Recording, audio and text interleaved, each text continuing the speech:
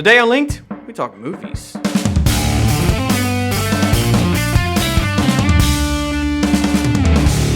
Welcome to Link, where we connect filmmaking to life. I'm your host, Chris Cashin, and today we review Guardians of the Galaxy with Phil Drunkin. Graphic. Hey, welcome to the Phil Drunkin Film Review. I'm Phil Drunkin. Have you seen any films lately? Well, I wouldn't blame you if you haven't. Sometimes it's just best to stay at home and watch PBS reruns. But Lord help you if you have to do that. Because to be honest, ain't much out there, but and more.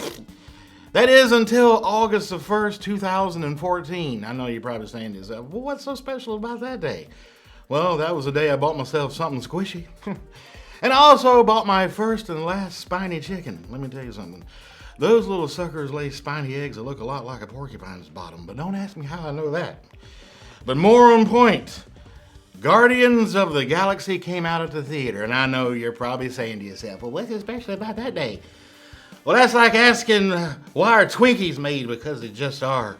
Yeah, you know, this movie was beautiful, wonderful, spectacular, awe-inspiring, but most importantly, me like you. Me like you a lot. You know, I used to date a girl one time that referred to herself as me. And I asked her, why do you do that? And she says, because me like it. And I said to myself, me gotta get out of this relationship. But you know, unlike that relationship, Guardians of the Galaxy never made me think one time me gotta get out of this theater. Instead, me gotta see it again. And me saw it twice. Why me talking like this? But the one thing I do know is this movie is probably Marvel's best film to date. And here's one reason why. It had a wonderful, unique look to it. A very special view of everything. It's kind of like George Lucas and Disney went on a dinner date together and they ordered the same thing. What does that mean? I don't really know. But the one thing I do know is this movie had a very special why the heck not possibility to it. Had a lot of similarities to Star Wars. Oh, I'm sorry. Episode 4, A New Hope. And you see, you really care a lot about the characters in this movie. Specifically, Chris Pratt's character of Peter Quill. All right, now he's like a scavenger kind of guy who goes around dancing and listening to 70s music while he's dressed in high-tech gear looking for some orb. And he keeps referring to himself as Star-Lord, even though nobody else does. But the point is, when you see this, you already understand the feeling of this film. It's going to be wonderful from beginning to end. And he's pursued by this green killing machine named Gamora. And this gun-toting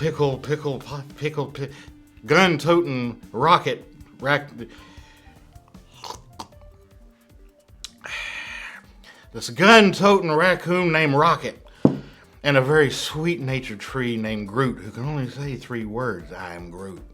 But the thing is, they're all after him, and they're willing to kill anybody to get it. And then soon these 4 are thrown in prison, where they soon realize they got to band together in order to survive. And so that's what they do. And then Rocket comes up with this great, big, wonderful plan, and it's a doozy of how to escape. And so when they're on their verge of escaping, this other guy joins the band before. His name is Drax the Destroyer. He's this great big blue muscle-bound guy who looks like he went through a wallpaper machine. But he ends up joining the band of 4, and soon they become 5. Well, they escape. And it's not long after that they are pursued by an extremely bad guy and an extremely greedy guy. The very same guy who abducted Quill from the very beginning on the planet Earth when he was a little boy. And he taught him everything he knew. But you know what? The thing I liked about this film is how all 5 of these original escapees really band together, put aside all their differences and their distrust in one another, and they become a true team.